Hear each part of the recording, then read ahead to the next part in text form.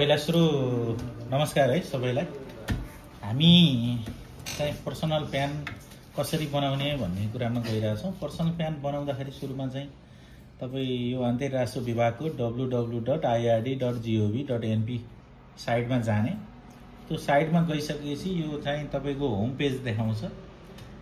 Home पेजमा चाहिँ तपाईको यसमा चाहिँ यो करदाता पोर्टल भन्ने छ। यो करदाता पोर्टलमा क्लिक गर्नुभयो भने तपाईले यति धेरै मेनुहरु देख्नुहुन्छ।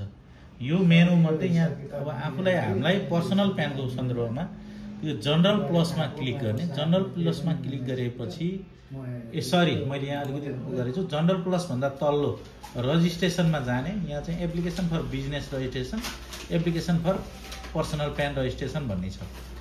अस्ति 2082 साल कार्तिक लगभग 28-29 गतेबाट अन्तर्राष्ट्रिय राजस्व विभागले यो बिजनेस प्यान र पर्सनल प्यान बनाउने सिस्टम बदलेको छ। पुरानो म्यानुअल सिस्टमलाई बदल्दै यहाँ चाहिँ एप्लिकेसन फर पी प्यान भन्ने छ। पर्सनल प्यान बनाउन एप्लिकेसन फर पी प्यानमा जाने।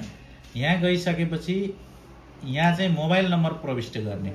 यहाँ मोबाइल नम्बर प्रविष्ट गरिसकेपछि त्यसपछि हजुरले यहाँ क्याप्चा हानेपछि त्यहाँ एउटा कोड आउँछ र कोड आएपछि फेरि यो मोबाइल नम्बर हाल्नुपर्छ। भित्र यहाँबाट गरेर कन्टिन्यू गरेपछि कोड आउँछ। कोड हानिसकेपछि यदि तपाईको राष्ट्रिय परिचय पत्र बनिसकेको छ भने राष्ट्रिय परिचय पत्र नम्बर हान्नुभयो भने तपाईले अरु फारम डाटाहरु केही नि भर्नु पर्दैन। सिधै प्रिन्ट गरेर तपाई चाहिँ अन्तर्राष्ट्रिय राजस्व विभाग जानुपर्छ। त्यसको लागि अन्तर्राष्ट्रिय राजस्व विभाग त जानै पर्यो, प्रिन्ट गरेर लान चाहिँ पर्छ।